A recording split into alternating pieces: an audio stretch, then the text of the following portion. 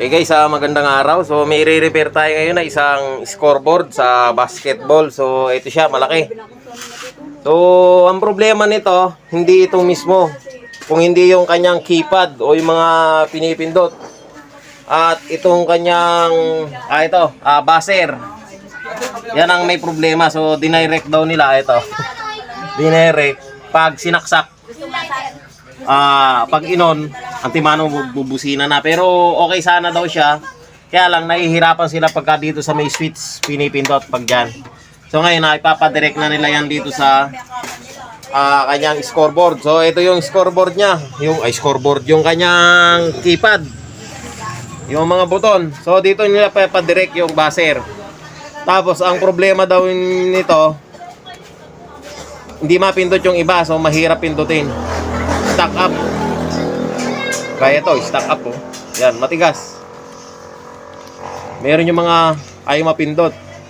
So yun guys, babaklasin natin ito. Tapos itong buzzer niya, i-modified na natin. So, simulan na natin siyang baklasin. Ayan, dito may mga tornilyo, 4. So baka baklasin pa ito ng iba. O tanggalin muna natin yung 4 na tornilyo. Ayaw. Ayun. Kalawang. So may ginawa na rin akong ganito dati. At ganito din ang naging problema niya. Nagluluko yung sa may buzzer. So ngayon pinamodified na nung may-ari. Kasi kadalasan daw talaga ganun ang nangyayari. Yung kahit hindi daw siya pinipindot, nagbabuzzer. Tapos chinek ko yung pindutan, okay naman. Kaya pala ang problema doon sa may scoreboard mismo. So ngayon minodified ko na lang.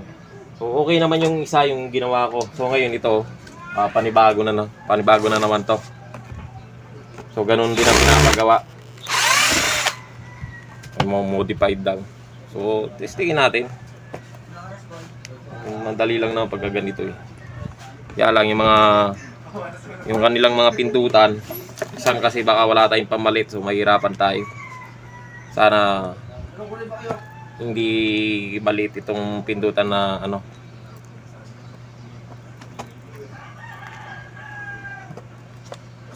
Yon, tanggal na, dyan ka muna. So ayan ang pindutan. Nako, sabi ko na pindutan niya maliliit eh. Itong problema. Mabuti pa yung malalaki, pwede. Ito maliliit. Mahirap ito, lalo na to, sira na tong isa. So mayroon naman palang reserba. Yun, tama-tama. Pwede. May mga reserba siya, yung iba wala. Gaya ito, blanco. Ayan, blanco, hindi kinabitan. So pwede to. Ililipat na lang natin yung kasi wala naman nakalagay eh. Oh. So wala naman nakalagay. Hindi naman kaya naman yung ayaw mapindot yung walang connection. Check natin lahat. So testingin natin kung bakit ayaw bang mapindot. Malaman ang dahilan. So lalagay ko na lang sa buzzer mode para marinig ninyo yung ating tester. So yan. Mahina na yung buzzer, mahina na yung battery. So dito tayo sa taas. Check natin. So okay naman, good. Sa kabila. Good. Sa kabila. Good. So good naman. Kabila. Ito ang ayaw. Dito sa kabila. So good naman, isa lang ang ayaw.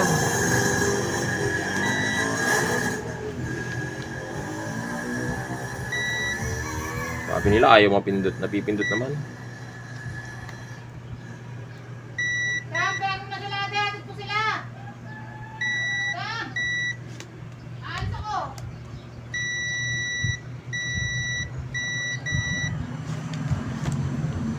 Oh, good naman.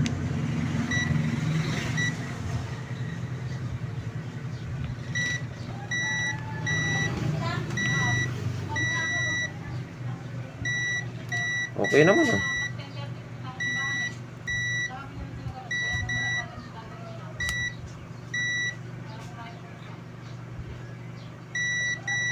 So good naman. Wala namang palya. Ay, ito ayaw. Ayun. Ah, ito pumapalya.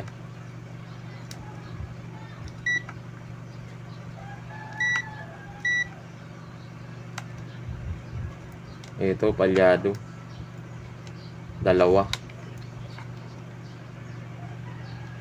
Tatlo. Ayun.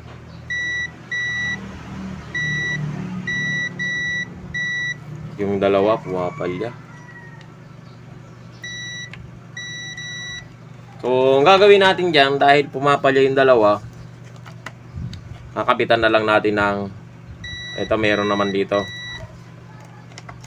May reserba namang tatlo. So, kukuha na lang tayo dito ng kamalit. So, tandaan lang natin sa babanda yung ayaw. Ito yata tayo.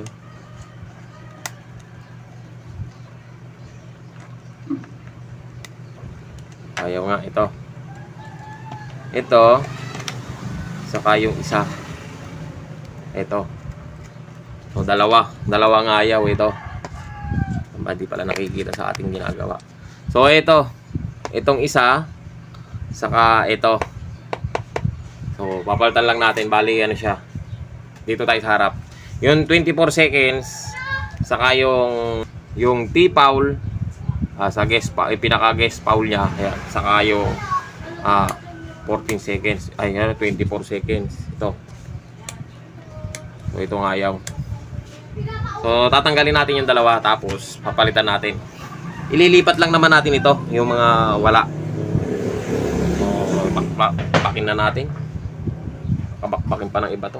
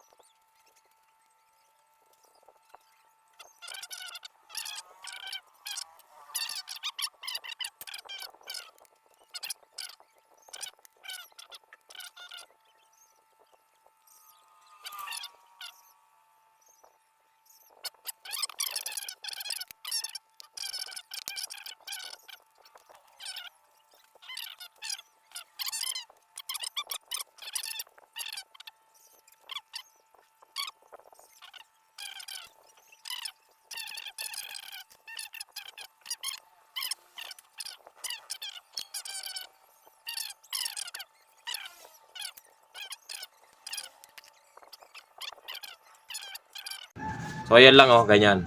Tinanggal ko siya sa hinang. Inalis ko yung hinang, yung wire. Saka ako tinape, ayan, dalawa. Kasi may connection pa yan dito sa mga ibang pindutan. So, ngayon, itong buzzer niya, itong buzzer, bakante na yan. Lalagyan natin ng panibagong wire. Saka tayo bubutas dito. Ilalabas na lang natin dyan. So, ganun ang request ng may-ari. So, hahanap lang tayo ng wire. So, yung guys, ang ginawa ko ganito. Ganyan na lang. Ito yung salpakan ng jack na sa mga 12 volts. So, kasi ito yung jack niya. So, sasalpak na ganun. Yan. Tapos yung wire puputulin. Idudugtong dun sa ang tawag dito, sa kanyang buzzer. O, ganun lang siya. Para nun, hindi na siya yung, kasi pangit pag yung wire na lang ilalabas mo dito tapos pinupulupulupot na gano'n, dinudugtong. Ito, di jack na lang na gano'n, di salpak. O, di ba? Mas maganda. So, ikukuhan ko lang to, ikakabit ko lang, ihinang ko yung wire ng buzzer. Tapos, tetestingin natin mamaya. So, yun guys, nai-set na natin yung ano niya. So, tetestingin natin siya ngayon. Naikabit na natin yung mga tornilyo, saka itong dito. Yan. So, ay kinabit ko na rin yung wire. At ito nga pala yung kanyang buzzer. Yan. So, ito yung kanyang scoreboard. So, yan, makikita ninyo. Gumagana na siya. So, dito, titestingin natin siya. Yan. Yung arrow niya kaliwa. So, yun, gumana. Tapos yung sa kanan, ayun, gumana din. Di lang gano'ng maarinag, aasilaw. Tapos, yung kanyang anong tawag dito? Gauge pala. So, yung gauge niya, ayun, meron sa taas. Ayun, number 8, 9, 10, 11. So, lumalakad. Tapos, yung stop. So, gumagana rin yung stop niya. Yung start time. So, yung gumagana sa baba. Shoot lock. Ayan, pati yung time niya sa taas, gumagana siya, yung mapapansin niyo. Ayan, gumagana. So, stop natin yan. So, ayan, nag-stop. Sa baba, ganun din, nag-stop. Tapos, yung 24 seconds. Ayun, lumakad na. 24 seconds, start. So, yun, gumana na, 23, 22, so 21. Okay naman siya. Yung foul. So yun, gumana. Gumagana yun sa likod. 6, 7, 8, 9. So kabila. Dito sa kabila, ayan, 8. Ayan, 9, 10, 0. So okay, gumagana siya. Stop natin. So ngayon, ang tetestingin natin dito. So, nagpa-function naman yung lahat. Tinignan natin doon sa scoreboard niya. Okay naman. So, ngayon, ang tetestingin natin yung buzzer. Itong buzzer nito, medyo may kalakasan lang. So, kasi nasubukan ko na to, masakit sa tenga. So, sasaksak natin itong kanyang jack. So, dinugtong ko yan dito. Ayan. Pinutol kasi nila, tapos saka pinagdikit. So ngayon tinanggal ko sa ako dinugtong doon yung wire na to. Jack. Sasaksak natin yan dito sa likod. So yun, nakasaksak na siya. Yan, yan sa likod. So ngayon titestingin natin kung gagana yan. Sasaksak muna natin sa kuryente itong kanyang buzzer. Kasi di kuryente yan eh. Oh. Yung transformer yung magpapagana dyan. So ngayon naka-on na to. Ayan, naka-power na siya. Yan. So hindi siya tumunog. Kasi dati tumutunog daw. Pagka power tutunog na eh. So ngayon, pag pinindot natin itong buzzer, saka pa lang tutunog yan. So testingin natin. O, di ba? Tutunog. O, try pa natin ng minsan. O, di ba? Yun ang ano niya, yun ang gusto ng may-ari na mangyari. Yung dito na yung magbabuzzer kaysa pipindot pa siya doon. So dito, andito na lahat. So ganyan ang gusto niyang mangyari. So yan guys, nasunod naman natin yung gusto ng may-ari at mas napaganda pa siya ito na naglagay tayo jack na lang. So hindi na siya pangit na wire na dinudugtong. So nakapix na, sasaksak na lang niya. So yun guys, sa mga magkakaroon ng ganitong problema sa kanyang scoreboard, yan, ganyan. Pwede nyo gayahin to. Ganito. Diba? Gawa kay DIY. So ganyan lang. So yun guys, hanggang dito na lang yung video natin at sana nakatulong sa inyo yung video na to at maraming salamat sa panonood.